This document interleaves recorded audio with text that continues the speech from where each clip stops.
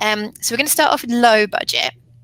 And I'm going to make a case, and it's going to arrive at your clinic, Red Sage, Colorado, and you're going to start kind of spieling off all the sorts of things that would be straight off from what you would do. Okay, Great. So first of all, we've got Jeff. Jeff is a 10-year-old black Labrador. His elbows point out like that. He's got a massive mane. He's got this really rigid back. Coat looks terrible. Coat's going everywhere, this scurf. And his back legs have got a little bit of their own dance party going on when they're walking. So his front legs are kind of plonk, plonk, plonk, and the back legs are doing a little bit of their sidestepping, bit of a wobble. And he comes in and he's quite out of breath, even just from the short distance to the car. So he's arrived at your clinic, and they're on a non-steroidal, and they're now looking what else can they do. So what sort of things would you be suggesting? And these people have said, look, I'm sorry, I'm not insured. We really are going to have to be careful with the pennies. What kind of things would you be saying? Great. Okay. So Jeff,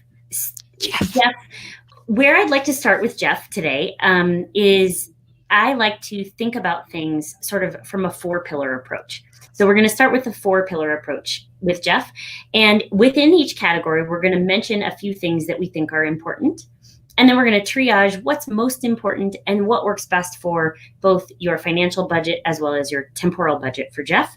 Meaning, how much time do you want to dedicate each week to Jeff? Because I think a really important distinction between maybe somebody who doesn't have time to educate a client as much as I do or have built into my schedule is they might say, well, gosh, here's what I recommend.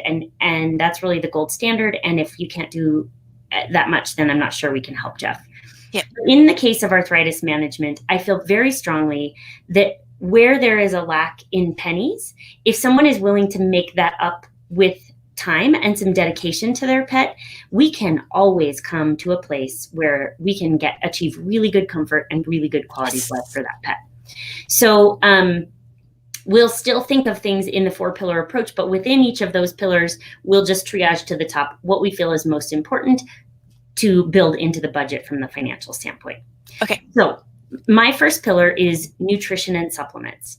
And you've mentioned that Jeff is a little bit overweight. So that's where we're going to start, because it is, number one, the least expensive, and number two, probably has the biggest impact out of anything else that we will talk about today. And what I tell clients, sort of jokingly, tongue in cheek, but I want my arthritis patients to be supermodel skinny. So if you are getting snide comments at the dog park that your dog looks too thin, then they're probably just the perfect weight. And I think particularly with a furry Labrador or a golden retriever, sometimes I think we've really trained ourselves in our society to think that overweight is the normal way that dog should look. And what we understand is that actually keeping that dog at a lower weight is the most important thing we can do. So there are a number of studies looking at both elbow arthritis and hip arthritis, and looking at just a weight loss plan alone with no other interventions can reduce lameness scores very significantly and reduce quality of life and activity level around the house.